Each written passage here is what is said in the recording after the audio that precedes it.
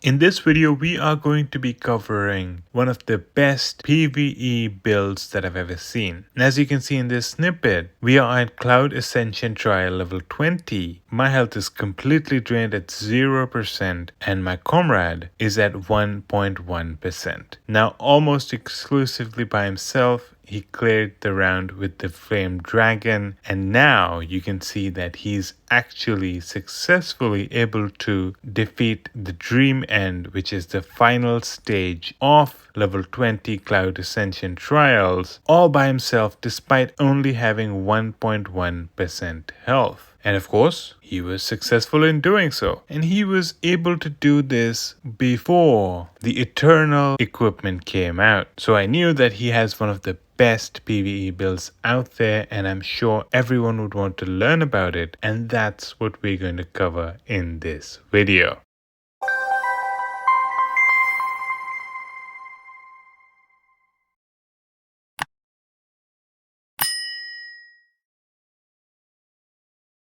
So first of all, let's talk about the skills that he's using for PvE. So you can see there's the Windborne arrow there, which is basically effective in increasing the amount of non-skill damage that the enemies take. And then you can see Clone Strike at level 6, which of course is fairly helpful because it creates the extra clone. There's a bunch of extra health attached to that clone, and that also does a reasonably high amount of damage using basic attacks. He also has a Worldly Snare, which basically increases your crit rate by 10%. And of course, you get a bunch of extra crit damage as well, because every 1% crit rate gives you an additional 3% crit damage during the time of Worldly Snare. And then there's the Smoke Bomb, which increases the amount of damage that all your enemies take within a certain range by 30% for 5 seconds. This is also very helpful because you want to increase the amount of damage that you're doing, so of course it is useful there. And finally, he has the Disarm, which basically disarms targets within the range for 3 seconds. This ensures a higher survivability because the enemies cannot attack you while they are disarmed.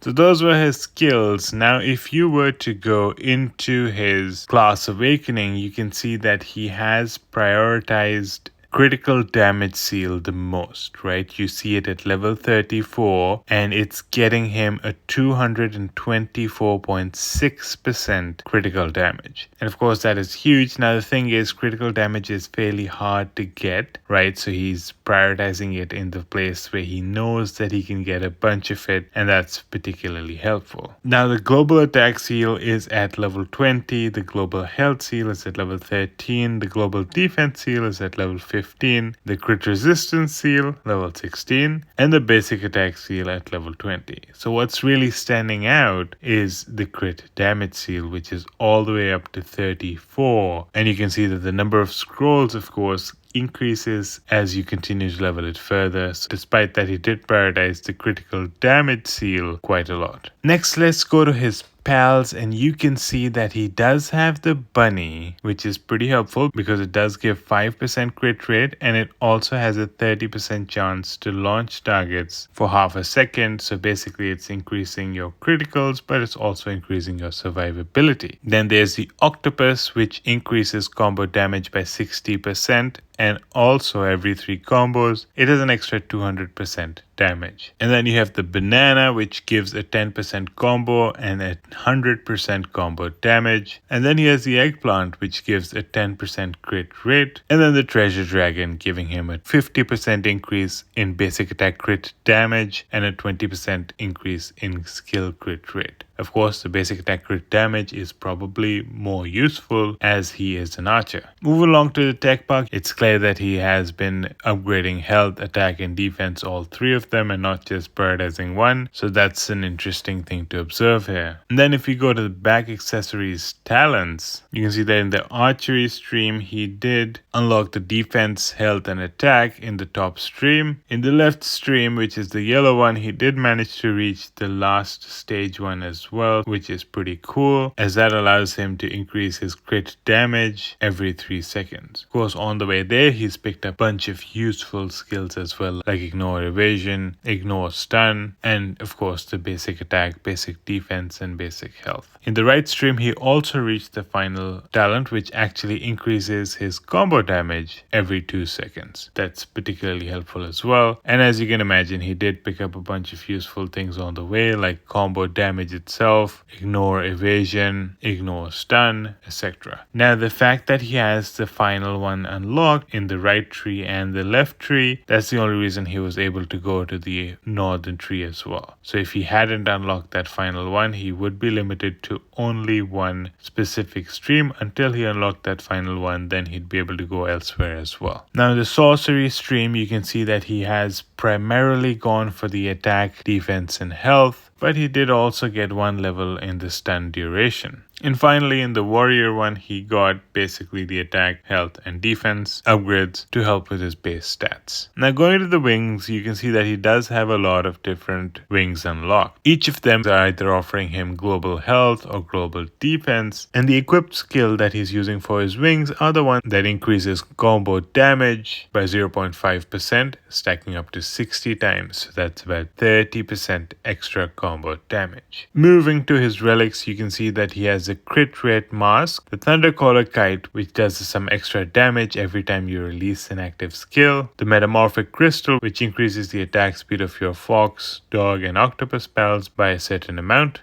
the Beasthide Book, which increases damage dealt to bosses by 20%, the Storm Necklace, which increases the damage of summoned units by 30%, and that includes Clone Strike, and the Time Statue, which increases the effect of Disarm, Dazzled, and Smoke Bomb by 50%, which of course is very important as well because we are using Smoke Bomb and we are using Disarm.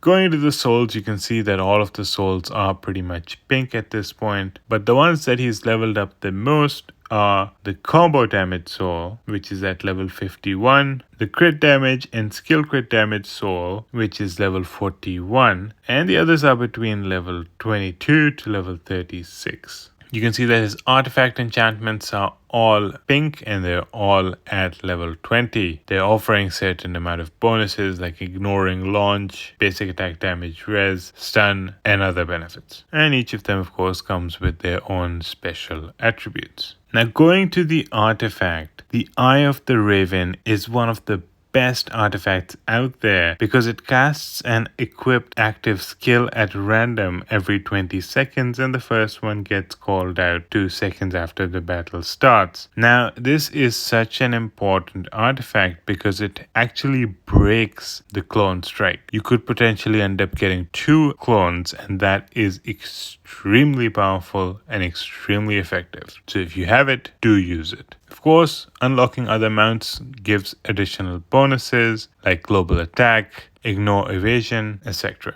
Now, the overall percentages, you can see that the crit rate is about 70% and the combo is close to 100%. Now, talking about the brute bonuses, you can see that he has all global combo damages and each of them adds up, right? There's about 75, 79, 75, 72, 75. Those numbers add up and make your combo damage pretty high. And that basically covers this video. If you can follow the steps that I've mentioned in the video, you should be able to perform much better in PvE as well, as of course I've seen how effective his PvE build is. And since I still have you here, I do want you to know that you can get between 10 to 35% bonus on in-game purchases in The Legend of Mushroom. All you need to do is follow the steps in the video that I'm sharing in the description below on how you can avail these bonuses. The steps are simple, and of course, I also explain how the whole process works and what's in it for each party,